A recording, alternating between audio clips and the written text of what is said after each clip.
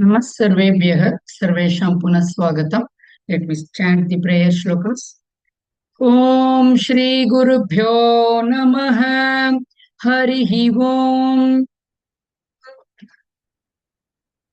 शुक्लाम्बरधरौ विष्णुं शशिवर्णं चतुर्भुजं प्रसन्नवदनं ध्यायेत् सर्वविघ्नोपशान्तये. गुरुर्ब्रह्मा गुरुर्विष्णुः गुरुर्देवो महेश्वरः गुरुः साक्षात् परब्रह्म तस्मै श्रीगुरवे नमः. सरस्वती नमस्तुभ्यं वरदे कामरूपिणी विद्यारम्भं करिष्यामि सिद्धिर्भवतु मे सदा. पीताम्बरङ्कर विराजित शङ्ख चक्र कौमोदकी सरसिजं करुणासमुद्रं राधा सहायमति सुन्दर मन्दहासं वातालयेशमनिशं हृदि भावयामि.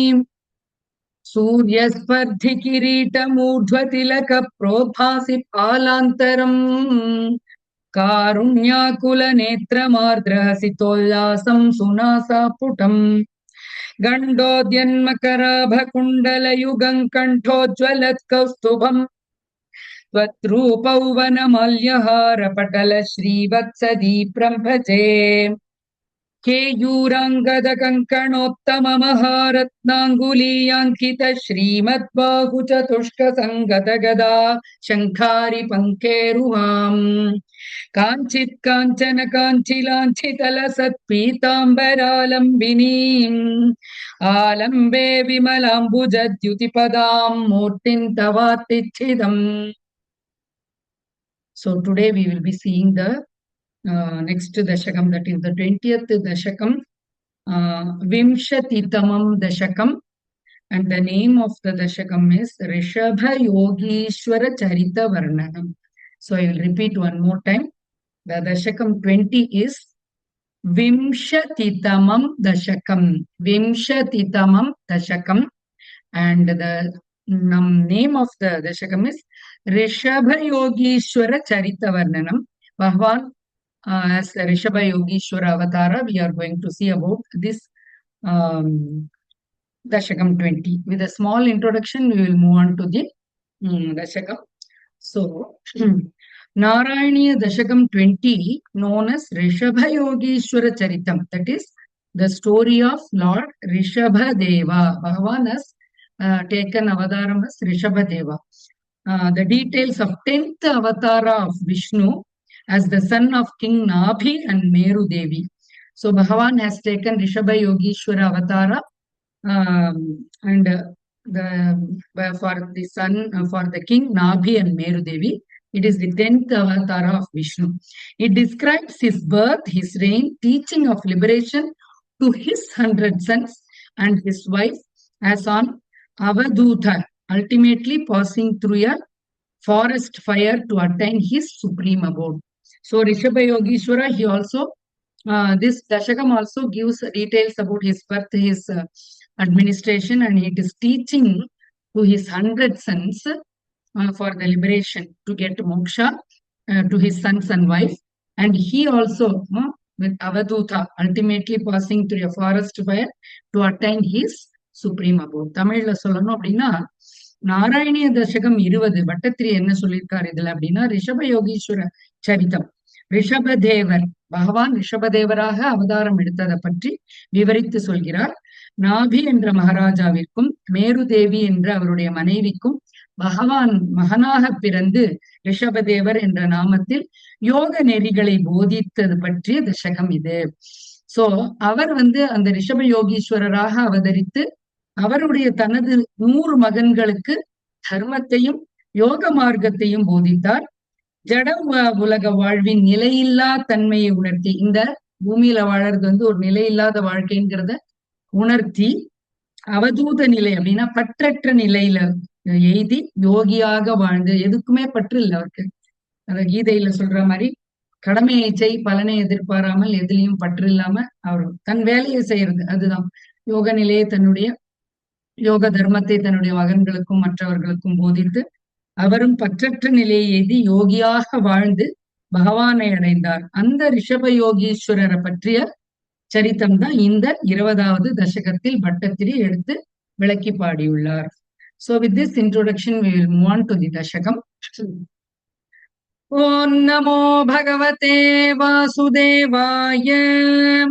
Om Shri Krishnaya Parabrahmane Namaha. Atha Shrimanarayaniyam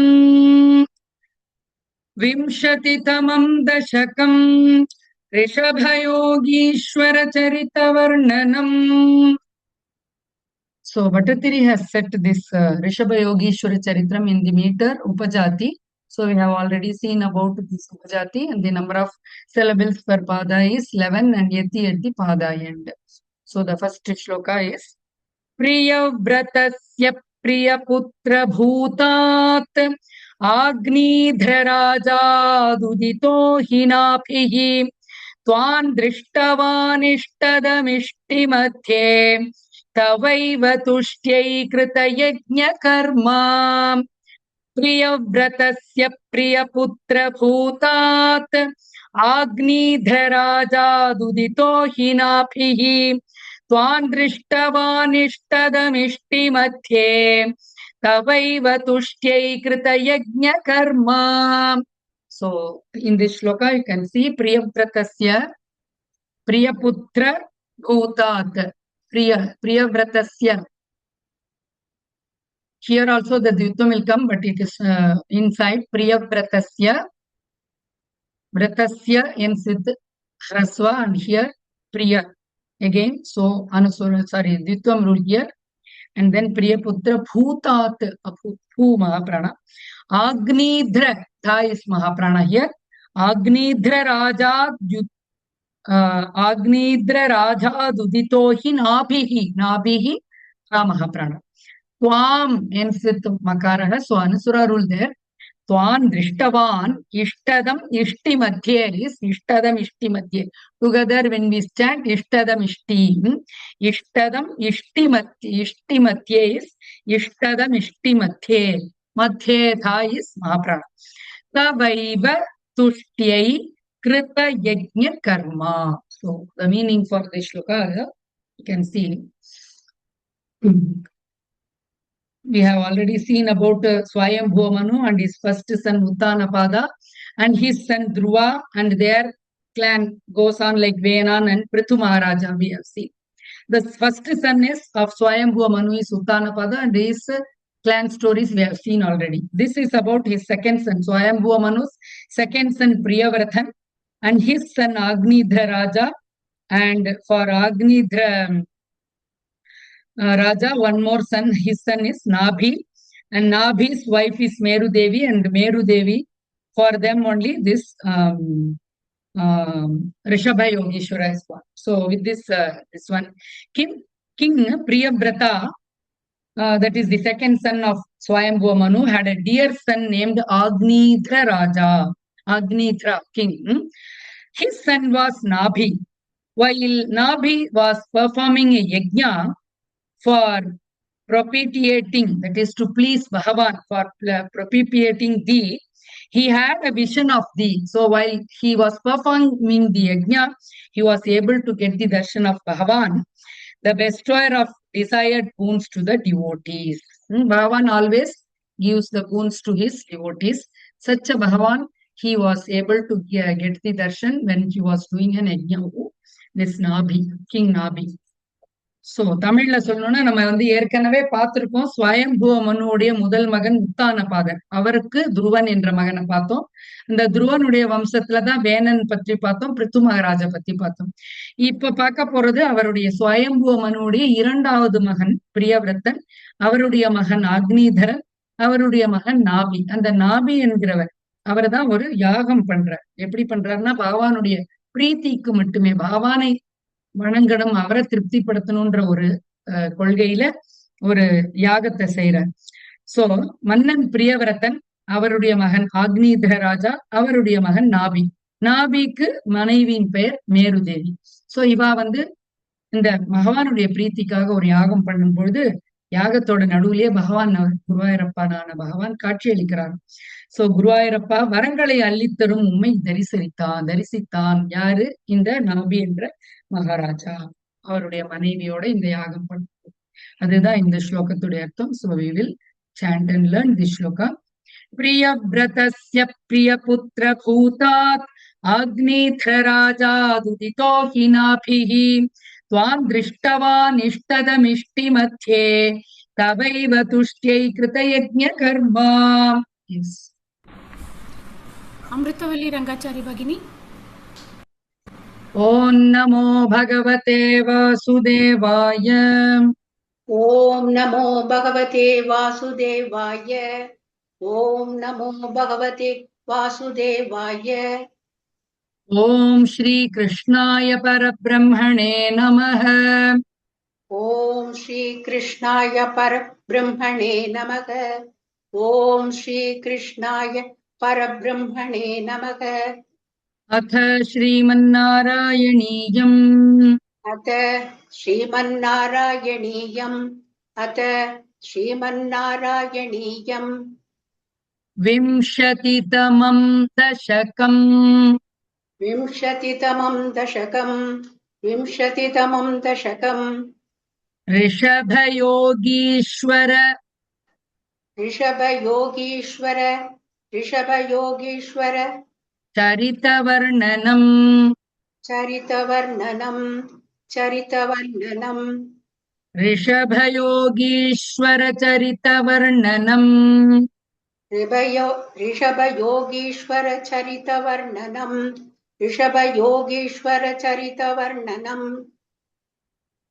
प्रियव्रतस्य प्रियव्रतस्य प्रियव्रतस्य प्रियपुत्रभूतात् प्रियपुत्रभूतात् प्रियपुत्रभूतात् Agnidhra आग्नित्र आग्नित्र राजात् राजात् राजात् उदितः उदितः उदितः हीनाभिः हीनाभिः हीनाभिः त्वां त्वां त्वां दृष्टवान् दृष्टवान् दृष्टवान् इष्टदम् इष्टदम् इष्टदम् इष्टिमध्ये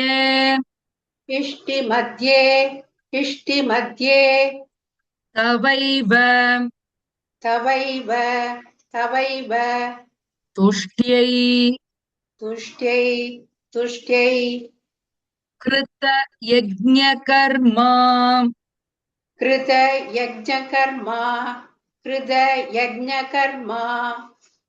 प्रियव्रतस्य प्रियपुत्रभूतात् प्रियव्रतस्य प्रियपुत्रभूतात् प्रियव्रतस्य प्रियपुत्रभूतात् आग्निध्रराजादुदितो आग्नित्रराजा तुदितो आग्नित्रराजा तुदितो हिनाभिः हीनाभिः हीनाभिः त्वान् दृष्टवान् इष्टदम् त्वां दृष्टवानिष्टदम् त्वां दृष्टवानिष्टदम् इष्टिमध्ये इष्टिमध्ये इष्टिमध्ये तवैव तुष्ट्यै तवैव तुष्टै तव तवैव तुष्ट्यै कृतयज्ञकर्मा. हृदयज्ञकर्मा हृदयज्ञकर्मा. प्रियव्रतस्य प्रियपुत्रभूतात् प्रियव्रतस्य प्रियपुत्रभूतात् प्रियव्रतस्य प्रियपुत्रभूतात्. அந்த நடுவுல த்வித்வத்தோட சொல்லுங்க பகினி. प्रियव्रतस्य प्रियपुत्रभूतात् प्रियव्रतस्य प्रियपुत्रभूतात् प्रियव्रतस्य प्रियपुत्रभूतात् आग्नीध्रराजादुदितो हि नाभिः आग्नेत्रराजा तुदितो हि नाभिः आग्नेत्रराजा तुदितो हि नाभिः त्वान् दृष्टवान्निष्टदमिष्टिमध्ये त्वां दृष्टवानिष्टदमिष्टिमध्ये त्वां दृष्टवानिष्टदमिष्टिमध्ये त्वान् अङ्ग अनुस्वर त्वान् दृष्टवान् त्वां दृष्टवान् त्वां फुल्ला சொல்லுங்க दृष्टवानिष्टदमिष्टिमध्ये त्वां दृष्टवानिष्टदमिष्टिमध्ये அங்க கேப் விடாம இஷ்டதமிஷ்டி மத்தியன்னு வரணும் அங்க வேணா त्वान् दृष्टवानिष्टदमिष्टि मध्ये கொஞ்சம் மூச்சு எடுத்து சொன்னேன்னா ஃபுல்லா படிக்க முடியும் त्वां दृष्टवानिष्टदमिष्टिमध्ये त्वां எஸ் दृष्टवानिष्टदमिष्टिमध्ये तवैव तुष्ट्यै कृतयज्ञकर्मा तवैव दुष्टै कृतयज्ञकर्मा तवैव तुष्ट्यै कृतयज्ञकर्मा प्रियव्रतस्य प्रियपुत्रभूतात् आग्नीध्रराजादुदितो हि नाभिः प्रियव्रतस्य प्रियपुत्रभूतात् आग्नेत्रराजा तुदितो हि नाभिः प्रियव्रतस्य प्रियपुत्रभूतात् आग्नेत्रराजा तुदितो हि नाभिः त्वान् दृष्टवानिष्टदमिष्टिमध्ये तवैव तुष्ट्यै कृतयज्ञकर्मा त्वां दृष्टवानिष्टतमिष्टिमध्ये तवैव दुष्टै कृतयज्ञकर्मा त्वां दृष्टवानिष्टतमिष्टिमध्ये तवैव तुष्टै कृतयज्ञकर्मा அந்த அனுஸ்வரா மிஸ் ஆகுவீங்க துவான் திருஷ்டவான் துவாமன் கேட்கறது துவான் திருஷ்டவான்னு சேர்த்து சொல்லணும் துவான் துவான் திருஷ்டவான் அங்க பாருங்க அனுஸ்வரா மகாரஹால முடியறது சொன்னது துவான் திருஷ்டவான் त्वां दृष्टवानिष्टतमिष्टिमध्ये तवैव तुष्टै कृतयज्ञकर्मा त्वां உத்தமம் दृष्टवानिष्टतमिष्टिमध्ये तवैव दुष्टै कृतयज्ञकर्मा ஃபர்ஸ்ட்ல இருந்து சொல்லுங்க प्रियव्रतस्य प्रियपुत्रभूतात् आग्नेत्रराजा तुदितो हि नाभिः त्वां दृष्टवानिष्टतमिष्टिमध्ये तवैव दुष्टै कृतयज्ञकर्मा प्रियव्रतस्य प्रियपुत्रभूतात् आग्नेत्रराजा तुदितो हि नाभिः त्वां दृष्टवानिष्टतमिष्टिमध्ये तवैव तुष्टै कृतयज्ञकर्मा எஸ் உத்தம பகினி चंद्रा अनंतकृष्णन भगिनी प्रियव्रतस्य प्रियपुत्रभूतात् आग्नेत्रराजा दुदितो हि नाभिः त्वां दृष्टवानिष्टदमिष्टमध्ये तवैव तुष्ट्ये कृतयज्ञकर्मा இந்த துவான் திருஷ்டவான் லைன் திருப்பி படிங்க பகினி त्वां दृष्टवानिष्टदमिष्टमिष्टिमध्ये மிஷ்டி மத்தியே எஸ் உத்தம பகினி चंद्रा रवि भगिनी प्रियव्रतस्य प्रियपुत्रभूतात् आग्नेध्रराजा दुदितो हि नाभिः त्वां दृष्टवानिष्टदमिष्टिमध्ये तवैव तुष्ट्यै कृतयज्ञकर्मा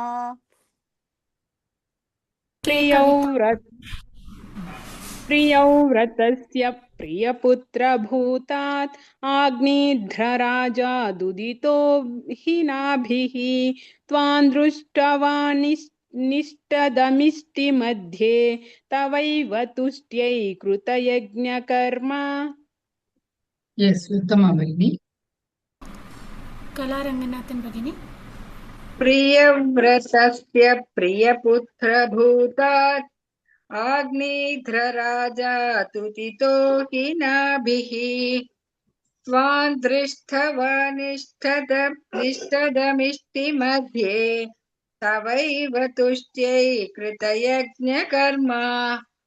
Yes, Uttama Bhagini. The next shloka. अभिष्टुतस्तत्र मुनीश्वरैस्त्वं राज्ञस्वतुल्यं सुतमर्थ्यमानः स्वयं जनिष्येऽहमिति ब्रुवाणः तिरोदधाबर्हिषि विश्वमूर्ते अभिष्टुतस्तत्र मुनीश्वरैस्त्वं राज्ञस्वतुल्यं सुतमर्थ्यमानः स्वयं जनिष्येऽहमिति ब्रुवाणः तिरोदधाबर्हिषि विश्वमूर्ते अभिष्टुतस्तत्र अभिष्टु भामा प्रण मुनीश्वरैस्त्वं राज्ञस्वतुल्यं राज्ञः विसर्ग followed by sakarah so राज्ञस्वतुल्यं सुतमर्थ्यमानः सुतमर्थ्य थामः प्रणः here सुतमर्थ्यमानः स्वयं ends with makarah again here anusura root स्वयं जनिष्ये हमिति ब्रुवाणः हमिति is raswa ब्रुवाणः is bha ru u so samyuta aksharam here dvitum will come so hamiti bruvanah ib in between will come then tirodadha the tha differentiate here third da and ma pranada tirodadha barhishi vishwamurte so the meaning for this shloka bhava vishwamurte who is vishwamurte bhagavan guruvayurappan bhagavan vishnu so O Lord of universe, Vishwamurte, the sages who are performing the yajna of this king Nabhi, the sages only will do the yajna. No? So they are all doing. Says they sang thy praises and prayed to thee for a son like thyself for their king. So this Nabhi and Meru Devi, they don't have children. So, while he was performing this yaga, the sages who were present in that yaga, they prayed to Bhagavan, singing some hymns, and they wished a son like Bhagavan to their king. That is the meaning. Thou then declared that thou would thyself be born as his son, and then disappeared in the sacrificial fire. So we seen that in between the yaga, Bhagavan appeared. So he gave darshan to them, and then he give declaration that I myself will born for your king. Like that, he gave the declaration, and then he disappeared in the sacrificial fire. So Vishwamurte அப்படின்னா உலகங்களுக்கெல்லாம் மூர்த்தியாரு பகவான் பகவானே இப்ப பட்டத்திரி என்ன சொல்றாரு குருவாயூரப்பனை தானே விழிச்சு பாடின்னு இருக்காரு so Guruvayurappa விஸ்வமூர்த்தியே அந்த யாகத்தில் முனிவர்கள் உம்மை துதித்து பாட தங்கள் ராஜனுக்கு உம்மை போன்ற ஒரு புத்திரன் வேண்டும் என்றும் பிரார்த்தித்துக் கொண்டனர். சேனா இந்த நாபின்ற ராஜாக்கும் மேருதேவிக்கும் குழந்தைகள் இல்லை. இவர் இந்த யாகம் பண்ணும் பொழுது இந்த முனிவர்கள் யாரெல்லாம் அந்த யாகத்துல இருந்து யாகத்தை செய்து விற்கிறார்களோ அவர்கள் எல்லாம் என்ன தன்னுடைய ராஜாவுக்கு ஒரு மகன் வேண்டும், அதுவும் உங்களை போன்ற பகவானை போன்ற ஒரு மகன் வேண்டும்ட்டு அவள்லாம் பிரார்த்திக்கவே பகவான் நானே பிறக்கிறேன் என்று வரமளித்து விட்டு யாக அக்னியில் மறைந்தாயல்லவா குருவாயூரப்பா, என்னை போன்றவன் என்றால் நானே தான் பிறப்பேன் அப்படிங்கிற என்னை போன்ற ஒரு மகன் பிறப்பான்னு சொல்றாராம் பகவான். அப்படின்னா அவரே பிறக்க போறார் அப்படின்ட்டு சொன்னார்னு மட்டத்திரி இந்த ஸ்லோகத்துல பாடியிருக்கார். So will chant and learn. அபிஷ்டுதஸ்தத்ர முனீஸ்வரைஸ்த்வம் ராஜ்ஞஸ்வதுல்யம் சுதமர்த்யமானஹ स्वयं जनिष्येऽहमिति ब्रुवाणः तिरोदधा बर्हिषि विश्वमूर्ते. लता विजयन भगिनी. अभिष्टुतः अभिष्टुतः अभिष्टुतः तत्र तत्र तत्र मुनीश्वरैः मुनीश्वरैः मुनीश्वरैः त्वं त्वं त्वं राज्ञः राज्ञः राज्ञः स्वतुल्यं स्वतुल्यं स्वतुल्यं सुतं सुतं सुतं அர்த்தியமானः मर्त्यमानः இல்ல சுத்தம்னு பிரிச்சாச்சு அப்புறம் मर्त्यमानः அர்த்தியமானः हर्त्यमानः अर्त्यमानः ஸ்வயம் स्वयं स्वयं ஜனிஷ்யே जनिष्ये जनिष्ये அகம் अहम् अहम् இதி इति इति ब्रुवाणः ब्रुवाणः ब्रुवाणः तिरोदधा तिरोदधा तिरोदधा बर्हिषि बर्हिषि बर्हिषि विश्वमूर्ते विश्वमूर्ते विश्वमूर्ते अभिष्टुतस्तत्र अभिष्टुतस्तत्र अभिष्टुतस्तत्र मुनीश्वरैस्त्वं मुनीश्वरैस्त्वं मुनीश्वरैस्त्वं राज्ञस्वतुल्यं राज्ञस्वतुल्यं राज्ञस्वतुल्यं सुतमर्थ्यमानः सुतमर्थ्यमानः सुतमर्थ्यमानः स्वयं जनिष्येऽहमिति स्वयं जनिष्येऽहमिति स्वयं जनिष्येऽहमिति ब्रुवाणः ब्रुवाणः ब्रुवाणः तिरोदधा बर्हिषि तिरोदधा बर्हिषि तिरोदधा बर्हिषि विश्वमूर्ते विश्वमूर्ते विश्वमूर्ते अभिष्टुतस्तत्र मुनीश्वरैस्त्वम् अभिष्टुतस्तत्र मुनीश्वरैस्त्वम् अभिष्टुतस्तत्र मुनीश्वरैस्त्वम् राज्ञस्वतुल्यं सुतमर्थ्यमानः राज्ञस्वतुल्यं सुतमर्त्यमानः राज्ञस्वतुल्यं सुतमर्त्यमानः स्वयं जनिष्येऽहमिति ब्रुवाणः स्वयं जनिष्येऽहमिति ब्रुवाणः स्वयं जनिष्येऽहमिति ब्रुवाणः तिरोदधा बर्हिषि विश्वमूर्ते तिरोदधा बर्हिषि विश्वमूर्ते तिरोदधा बर्हिषि विश्वमूर्ते अभिष्टुतस्तत्र मुनीश्वरैस्त्वं राज्ञस्वतुल्यं सुतमर्थ्यमानः अभिष्टुतस्तत्र मुनीश्वरैस्त्वं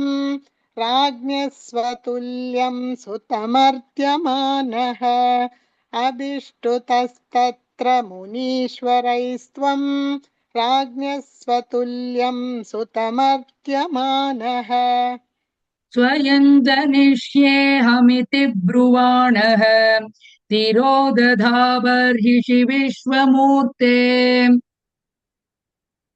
स्वयं जनिष्येऽहमिति ब्रुवाणः तिरोदधाबर्हिषि विश्वमूर्ते स्वयं जनिष्येऽहमिति ब्रुवाणः तिरोदधाबर्हिषि विश्वमूर्ते Yes, full shloka Bhagini. अभिष्टुतस्तत्र मुनीश्वरैस्त्वं राज्ञः स्वतुल्यं सुतमर्त्यमानः स्वयं जनिष्येऽहमिति ब्रुवाणः तिरोदधाबर्हिषि विश्वमूर्ते अभिष्टुतस्तत्र मुनीश्वरैस्त्वं राज्ञः स्वतुल्यं सुतमर्त्यमानः स्वयं जनिष्येऽहमिति ब्रुवाणः तिरोदधाबर्हिषि विश्वमूर्ते. Yes, Uttama Bhagini. मालती BS भगिनी. अभिष्टुतस्तत्र मुनीश्वरैस्त्वं राज्ञः स्वतुल्यं सुतमर्थ्यमानः स्वयं जनिष्येऽहमिति ब्रुवाणः तिरोदधाबर्हिषि विश्वमूर्ते. Uttama Bhagini. PB वीणा पाणिश्री भगिनी. अभिष्टुतस्तत्र मुनीश्वरैस्त्वं राज्ञः स्वतुल्यं सुतमर्ध्यमानः स्वयं जनिष्येऽहमिति ब्रुवाणः तिरोदधाबर्हिषि विश्वमूर्ते. Uttama Bhagini. पचैमल भगिनी. अभिष्टुतस्तत्र मुनीश्वरैस्त्वं राज्ञः स्वतुल्यं सुतमर्थ्यमानः स्वयं जनिष्येऽहमिति ब्रुवाणः तिरोदधाबर्हिषि विश्वमूर्ते. Yes, Uttama Bhagini. The next shloka. नाभिप्रियायामथ मेरुदेव्यां त्वमंशतो भूरिषभाभिधान अलोकसामान्यगुणप्रभावप्रभाविताशेष जनप्रमोदः. So here the alokasamanyagunaprabhava-prabhavitasesha Janapramodaha has to be chanted continuously. So you take your pencil scale and underline those two lines and mention that these two lines has to be chanted continuously. Those who are able to take a good breath, you can chant continuously. If you have some breath control, you can take as far as possible, take complete up to this at least. Janapramodaha, you can just give only for those who feel difficult. Others can chant with this, because you have this Dvitvam, two Dvitwams and Mahapranas, three Dvitwams and Mahapranas are there. So along with that, continuous chanting may be difficult for the senior people. But if you try, you will get. Sometimes by practice, we will get. So again, I will sing. नाभिप्रियायाम् अधमेरुदेव्याम् त्वमंशतो भूरिषभाभिधान अलोकसामान्यगुणप्रभावप्रभाविताशेषजनप्रमोदः. So here also in this line, so many Mahapranas are there. So 1, 2, 3, 4 Mahapranas you should chant with those Mahapranas. Okay. Nabhi, Bha is Mahaprana here. Again, Ditvam is here, continuing the Mahaprana. Nabhi Priyaya Matha Ta Mahaprana Meru Devyam Twamam Shatobhur Rishabhabhidhanah. Bha Mahaprana, Tha Mahaprana, and 2 Bha Mahapranas and Dha Mahaprana. 3 Bha Mahapranas and 1 Dha Mahaprana. Aloka Samanya Guna. So here Dvitvam is followed by again Mahaprana. Guna Prabhava. Then again this Prabhava continuously you have to chant along with the Dvitvam. Prabhava, Prabhavita, Prabha. Again here one Dvitvam. You put the Dvitvam also here. Ip. Alok सामान्य गुण प्रभाव प्रभावित शेष विधाशेष जन प्रमोदः. Jana also here it is Raswa and Pramodah. So the meaning for this shloka is as follows. Then you were born to King Nabhi and his beloved wife Meru Devi as a part of incarnation with the name Rishabha. Thou delighted everyone with sublime virtues and glory not commonly seen in the world. He is very such delighted to everyone, and we cannot see anyone like that. Such a son was born to King Nabhi and Meru Devi. That is Bhava's incarnation. So அதன் பின் மன்னர் நாபிக்கும் பிரிய மனைவி மேரு தேவி இடமும் தாங்கள் அம்சாவதாரமாக ரிஷபர் என்ற பெயருடன் பிறந்தீர்கள். உலகில் காணப்படாத உத்தமமான கல்யாண குணங்களுடன் பெருமைகளுடன் சேர்ந்து அனைத்து ஜனங்களுக்கும் மகிழ்ச்சியை உண்டாக்கினாய் குருவாயூரப்பா. சோ ரிஷப யோகீஸ்வரராக அவர்களுக்கு மகனாக பிறந்து உலகத்துல யாருக்கிட்டையுமே அந்த மாதிரியான குணங்கள் காணப்படாது. ஏன்னா பகவானுக்கு மட்டும்தான் இருக்கும் கல்யாண குணங்கள், உத்தமமான கல்யாண குணங்கள், பெருமைகள் எல்லாம் சேர்ந்து பகவான் தான் எல்லாருக்கும் கட்டாயமா மகிழ்ச்சி தான் கொடுப்பாரு. அதனால எல்லா ஜனங்களுக்கும் மகிழ்ச்சியை உண்டாக்கினார் அப்படின்ட்டு இந்த ஸ்லோகம்.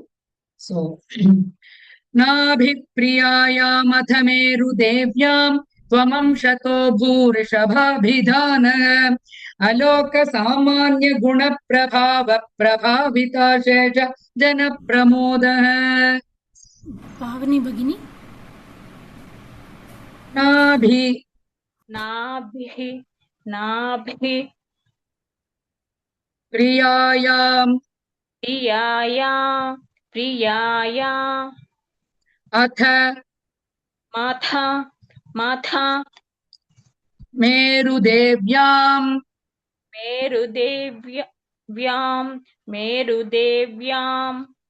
त्वमं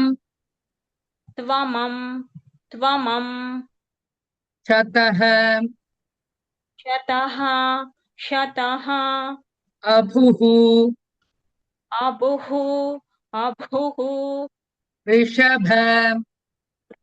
ऋषभ अभिधानः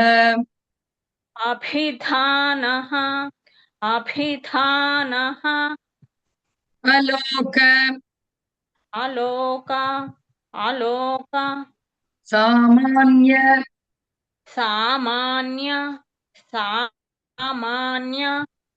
गुण प्रभाव प्रभाविता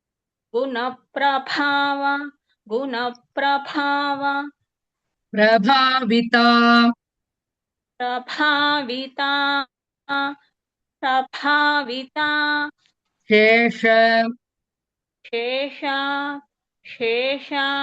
जन प्रमोदः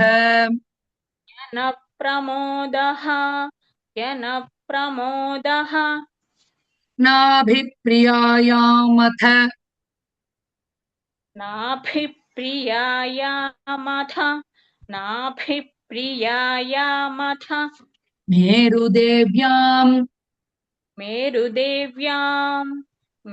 मेरुदेव्यां त्वमंशतो भूर्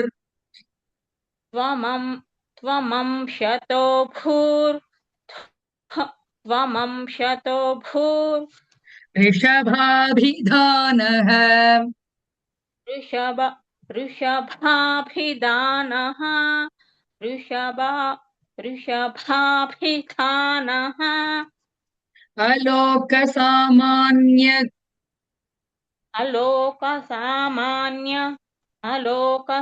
अलोक सामान्य गुण प्रभाव प्रभाविता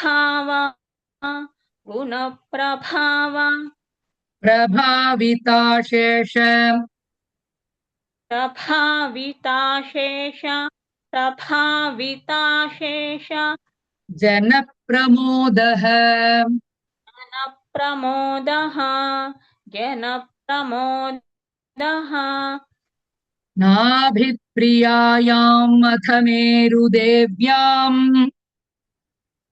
नाभिप्रियायामथ मेरुदेव्यां नाभिप्रियायामधमेरुदेव्याम् त्वमंशतो भूरिषभभिधानः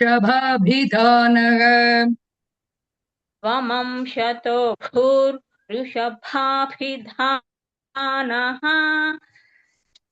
त्वमंशतो भूर्ऋषभाभिधानः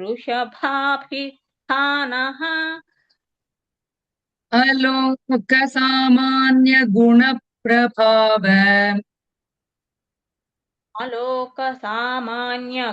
अलोकसामान्यगुणप्रभावः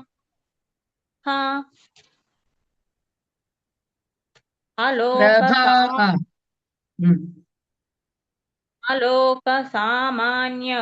अलोकसामान्यगुणप्रभावः Prabhavaha, no, Bhagini, only Prabhava. In the next thing, we will chant together. Prabhava. अलोकसामान्यगुणप्रभाव प्रभाविता शेषजनप्रमोदः प्रभाविता शेषजनप्रमोदः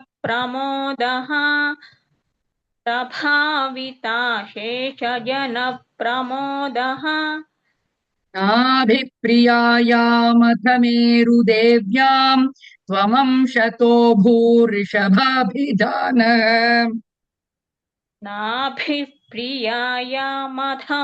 नाभिप्रियायामथमेरुदेव्याम् त्वमंशतो भूर्ऋषभाभिधानः नाभिप्रियायामथमेरुदेव्याम् त्वमंशतो भूर्ऋषभाभिधानः अलोकसामान्यगुणप्रभाव प्रभाविता शेषजनप्रमोदः अलोकसामान्यगुणप्रभाव प्रभाविता शेषजनप्रमोदः अलोकसामान्यगुणप्रभाव प्रभाविता शेषजनप्रमोदः Yes, full shloka try, Bhagini. नाभिप्रियायामथमेरुदेव्याम् त्वमंशतो भूर्ऋषभाभिधानः अलोकसामान्यगुणप्रभाव प्रभाविता शेषजनप्रमोदः नाभिप्रियायामथमेरुदेव्याम् त्वमंशतो भूर्ऋषभाभिधानः अलोकसामान्यगुणप्रभाव प्रभाविता शेषजनप्रमोदः Uttamam, Bhagini. Only in the first pada, you missed that Priyaya. Both ya or Dirgha. You try one more time. That first two lines alone. नाभिप्रियायामथमेरुदेव्याम् Yes, Uttamam, Bhagini. Priya Balaji भगिनी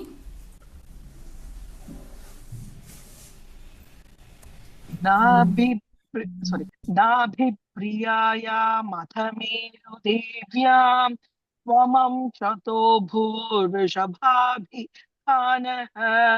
आलोकसामान्यगुणप्रभाव प्रभाविताशेषजनप्रमोदः Yes, Uttamam, Bhagini.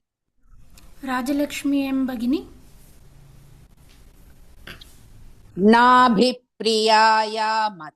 नाभिप्रियायामथमेरुदेव्यां त्वमंशतो भूरिषभाभिधानः आलोकसामान्यगुणप्रभाव प्रभाविता शेषजनप्रमोदः Yes, Uttamam, Bhagini. राखी सनोज भगिनी नाभिप्रियायामथमेरुदेव्यां त्वमंशतो ऋषभाभिधानः अलोकसामान्यगुणप्रभाव प्रभाविता शेषजनप्रमोदः Uttamam, Bhagini. Sujata के आर भगिनी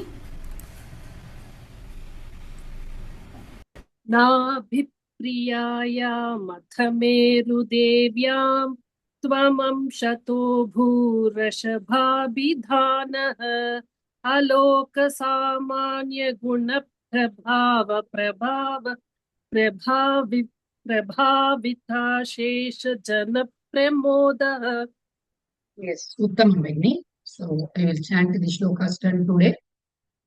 Om Namo Bhagavate Vasudevaya. Om Shri Krishnaya Parabrahmane Namah. Atha Shrimanarayaniyam Vimshatitamam Dashakam Rishabhayogishwara Charitavarnanam प्रियव्रतस्य प्रियपुत्रभूतात् आग्निधराजादुदितो हि नाभिः त्वान् दृष्टवानिष्टदमिष्टिमध्ये तवैव तुष्ट्यै कृतयज्ञकर्मा अभिष्टुतस्तत्र मुनीश्वरैस्त्वं राज्ञः स्वतुल्यं सुतमर्थ्यमानः स्वयं जनिष्येऽहमिति ब्रुवाणः तिरोदधावर्षि विश्वमूर्ते नाभिप्रियायामधमेरुदेव्यां त्वमंशतो भूरिषभाभिधानः अलोकसामान्यगुणप्रभावप्रभाविता शेषजनप्रमोदः समापयामः। ॐ सर्वे भवन्तु सुखिनः सर्वे सन्तु निरामयाः सर्वे भद्राणि पश्यन्तु मा कश्चित् दुःखभाग् भवेत्। ॐ शान्ति शान्ति शान्तिः। धन्यवादः सर्वेभ्यः। राम राम राम। पुनर्मिलामः। ಧನ್ಯವಾದಗಳು. ಧನ್ಯವಾದಗಳು.